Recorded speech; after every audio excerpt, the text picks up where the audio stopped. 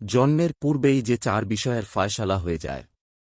বিশিষ্ট সাহাবী হযরত আব্দুল্লাহ ইবনে মাসউদ রাদিয়াল্লাহু আনহু থেকে বর্ণিত, তিনি বলেন, সত্যবাদী ও যার কথা সত্যায়িত করা হয়, সে রাসূলুল্লাহ সাল্লাল্লাহু আলাইহি ওয়াসাল্লাম বর্ণনা করেছেন, তোমাদের যে কেউ তার মায়ের পেটে 40 দিন যাবৎ বীর্য আকারে অবস্থান করতে থাকে।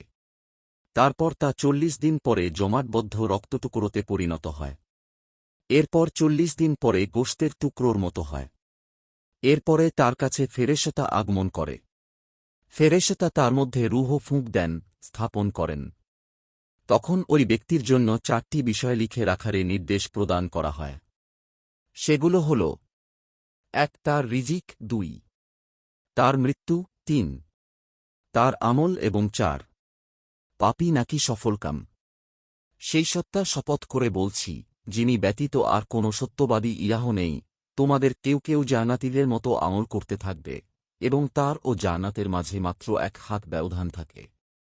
অতঃপর তার লিপিবদ্ধ বিষয় তাকে সামনে এগিয়ে নিয়ে আসে, ফলে সে জাহান্নামীদের মতো আমল করতে থাকে, অবশেষে সে জাহান্নামে প্রবেশ করে।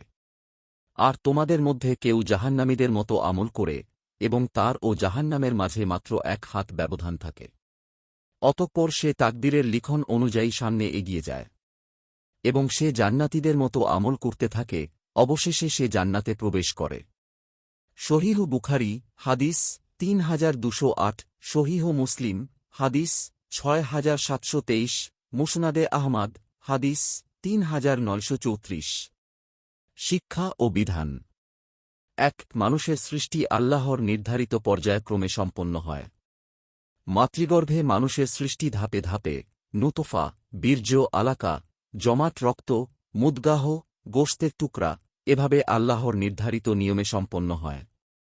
2 রূহ আল্লাহর নির্দেশে ফেরেশতার মাধ্যমে ভ্রূণের মধ্যে ফুঁকে দেওয়া হয়। এটি প্রমাণ করে যে মানুষের জীবন আল্লাহর পক্ষ থেকে প্রদত্ত এক মহান নিয়ামত। 3 প্রত্যেক মানুষের রিজিক, জীবনকাল, আমল এবং চূড়ান্ত পরিণতি আল্লাহর জ্ঞানে পূর্ব থেকেই নির্ধারিত। তবে এই তাকদীর মানুষের ইচ্ছাশক্তি ও কর্মের দায়িত্বকে বাতিল করে না, মানুষকে সৎ আমল করারই নির্দেশ দেওয়া হয়েছে। 4 রিজিকের ব্যাপারে অতিরিক্ত দুশ্চিন্তা না করে হালাল উপার্জনের চেষ্টা করা উচিত, কারণ আল্লাহ প্রত্যেকের রিজিক নির্ধারণ করে রেখেছেন।